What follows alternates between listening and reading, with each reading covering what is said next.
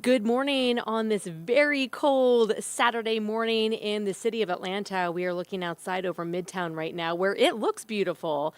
Don't get me wrong, we've got the sunshine here, we've got the blue skies, but the temperatures are bitterly cold. We hope that you are staying safe and warm this morning. Thanks so much for checking in with us here at Atlanta News First Plus. I'm Megan Packer, and we'll check in with First Alert Meteorologist Courteney Jacobazzi here in just a moment. There is a first alert in place because of the cold and the wind chills that we are feeling as you step out the door today. So we've got you covered right now with some of the top stories we are on here across North Georgia this morning, and of course, Atlanta's most accurate forecast. And we do have a developing story that we have really been tracking since yesterday out of Cobb County. If you live in the southern part of the county and you've had to boil your water since yesterday, we do want to let you know that that boil water advisory lifted this morning. So that is the good news. However, crews are still out there working in the Powder Springs area to make those repairs to the big water main break that happened yesterday.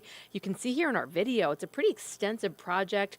They were out there bright and early this morning in the really, really cold temperatures working to get this repaired. But they did let us know during our newscast earlier this morning that the boil water advisory is lifted. That affected the southern part of the county, the Austell area, Powder Springs, parts of Marietta. So again, no need to get the bottled water anymore or boil your water, but keep it with us throughout the day. We've got a crew out there and we'll let you know as far as the road repairs and when traffic starts moving again about the developments that they make out there. Another story that we are following, two Cherokee County teenagers who were killed in a car crash recently will be laid to rest today. In fact, family, friends, and their soccer teammates are gathering right now for the best friends. They are having a funeral for 17-year-old Gabriel Escondon and 18-year-old Esteban Cortez Rondon. Their friends and family believe the two friends should be laid to rest together. There is a funeral happening at Mount Perrin Church in Atlanta. We've heard from friends and teammates and their coaches now for a while just saying that these were wonderful young men and they spoke so highly of them. They honored them before their practice last weekend. So again, their funeral is happening this morning in Atlanta. We got some information from the Fulton County Jail. They have been making headlines for all kinds of things recently. And now this, 6 different arrests related to people accused of smuggling contraband into the jail.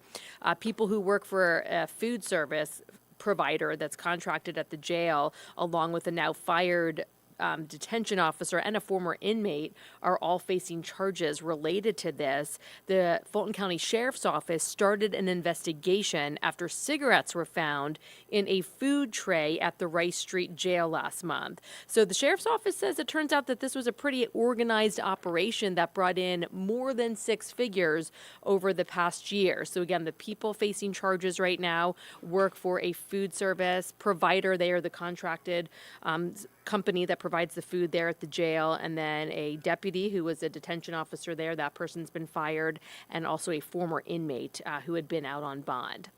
Exterminators are back out at the University of Georgia this morning trying to get rid of bats. Have you seen these pictures? Oh my goodness. They are in a dorm room there, a dorm building at UGA. Students first started seeing the bats inside of the building earlier this week.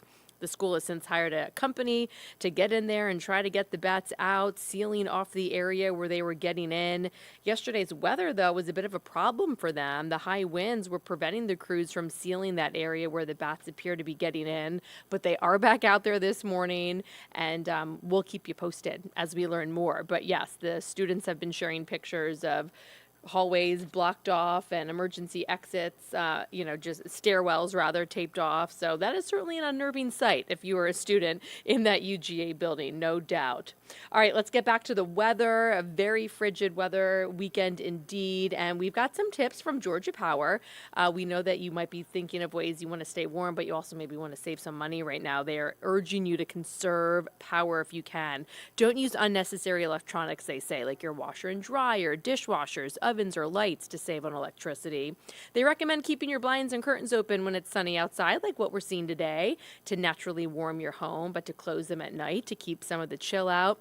Georgia Power recommends keeping the thermostat at 68 degrees. I will let you decide for yourself if 68 works for you. We heard from some plumbers that said, maybe 70 to 72, keep the pipes dripping. So it definitely depends on who you ask and what your goal is, if you're trying to save money or if you're trying to stay warm. But we do hope that you are staying safe and staying warm today. Thanks so much for checking in with us here at Atlanta News First Plus. I'm Megan Packer. That was a check of some of the headlines. Now let's talk about the all-important forecast. So I will bring in First Alert Meteorologist Courteney Jacobazzi as we take another live peek outside. Courteney, if we couldn't feel it, we would never know. This looks absolutely gorgeous. It looks like a perfect winter day, but it's not feeling like a winter day in Georgia. It's feeling more like a winter day in the Great Lakes region, like Chicago or something. It is very cold. In fact, this morning, I checked some of the temperatures across the country, and we were colder than Denver, Colorado earlier today. So very, very cold.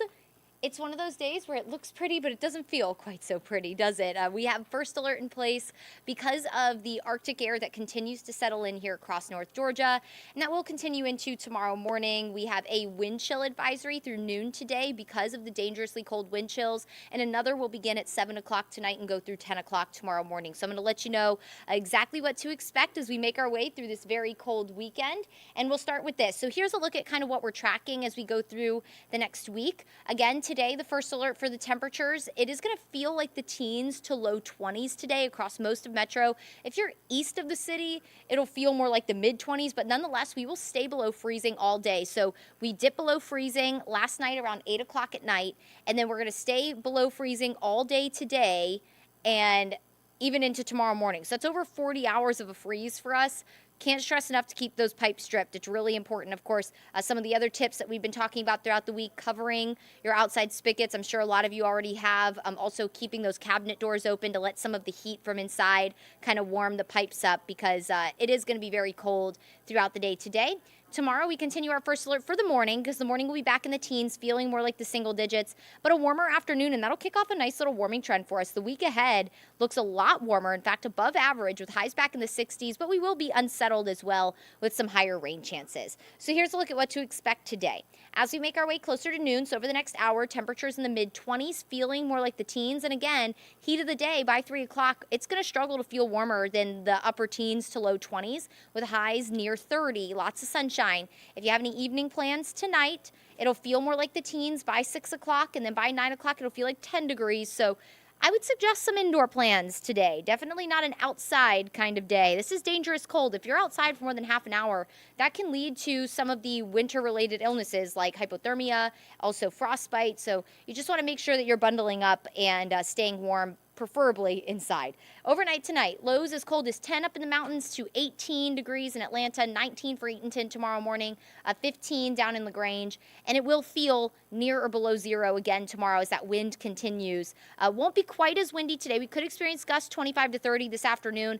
The wind will start to die down through the evening, but yesterday the wind was just howling, and while it'll be breezy today, not quite as windy as yesterday.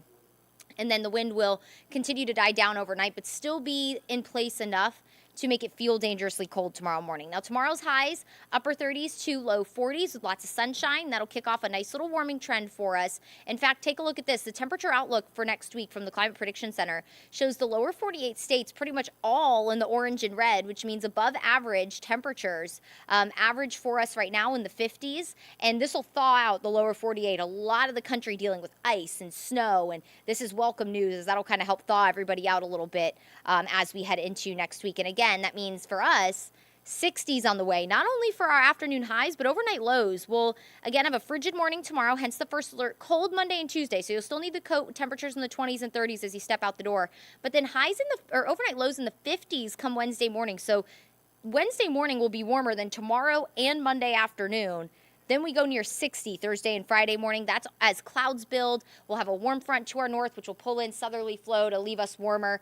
That'll be ahead of a cold front that will bring some rain and storms by the end of the week. Next 6 days, highs, 40 tomorrow, near 50 Monday. And then look at that, 60s Wednesday, Thursday, Friday, closer to 70 degrees on Thursday. Now, I do want to note on Friday, models aren't in agreement yet on exactly when the cold front's going to move through. One has widespread rain on Friday. That would be the European model. That also keeps us a little warmer because the colder air isn't going to spill in. GFS keeps us a little drier on Friday, also a little cooler. So Friday's kind of penciled in, which is typical 7 days away. But just want to know that Friday could end up being a little cooler than what we have right now, maybe a little drier as well. Our rain chance still 60% because I do think at least the morning will carry a fairly widespread rain chance at least. But again, that needs a little bit of fine tuning. We'll start to introduce rain chances on Tuesday, just an isolated shower or two Tuesday. Scattered rain possible Wednesday, and then Thursday and Friday are our first alerts to give you a heads up. We'll have a cold front move in. That'll bring the chance for rain, maybe some storms as well. We definitely have, models are hinting that we'll have enough energy in our atmosphere for thunderstorms, maybe even an isolated severe storm. It's way too far out to give you any kind of specifics on that, but we'll be keeping an eye on that for you as we go through the week. But right now, just general thunderstorms, isolated storms possible Thursday and Friday. Here's a look at the forecast rain. Now, this is just one model, anywhere between 2 to over 5 inches of rain possible between Monday, where we're dry, and Friday. So this is over a prolonged period of time. This isn't all going to fall in one day. If it did fall in one day, that'd be a huge flash flooding risk, but that's not the case. Now, our biggest rainmaker days will be Thursday and Friday, so maybe some localized flooding if the forecast stays on track for how it is now, because we know that Atlanta just doesn't hold water very well. But this is, again, over the span between really Tuesday, when we start to have our rain chances return, through Friday. So this is kind of spread out evenly over a period of time, but some beneficial rainfall because we are still in at least some dry conditions. Some spots of North Georgia, especially north and west of the city, still in at least a little bit of a drought. So this will help. We're heading closer to growing season, of course, so we could use the rain to kind of saturate some of the soil. So when it's time to start planting everything again and growing everything again, it'll be ready to rock and roll. Here's a look at your 7-day forecast. So the first alert today for the very cold temperatures, highs only in the upper 20s to low 30s, feeling like the teens and low 20s with that wind that will gust today upwards of 25 miles per hour. Frigid morning tomorrow, back in the teens, feeling like the single digits to near 10 degrees, highs near 40. And then increasing clouds Monday. We'll start the day with a lot of sunshine. Clouds will gradually build through the day. Tuesday, small rain chance, highs in the 50s. Cold mornings, by the way, Monday and Tuesday. And then more scattered showers return Wednesday with highs back in the 60s. We're going to go from 30s today to 60s Wednesday, so about a 30-degree jump in just a few days. Georgia's a little confused. It's okay. And then we'll go back into the mid to upper 60s Thursday and Friday with that chance for rain and storms. So that is a first alert, just giving you a heads up. It looks like we'll have a pretty wet end to the week, especially on Thursday. So lots of changes in the forecast. Very cold today and then warmer and a little wetter as we head into the end of the week. It's a little bit of a roller coaster of a week, but hang in there. I say this time of year, especially as we head into February and March. I know we're only in kind of the end of January, but this is the time of year where Georgia's trying to figure out, like, okay, are we staying in winter or are we making our way into spring? So that usually makes for a roller coaster of a forecast, but we'll guide you through it every step of the way. Make sure you have that First Alert weather app. That'll let you know if there are any changes to the forecast, and of course let you know when the temperatures will start to warm up. You can kind of see hour by hour those temperatures throughout the day for your area. Really good tool to have, especially as we head into this little bit of a wacky week weather-wise with all the changes on the way. I hope you make it a wonderful Saturday. Stay warm today, everybody. It's going to be bitterly cold all day long, and we'll catch you here next time. Make it a great day.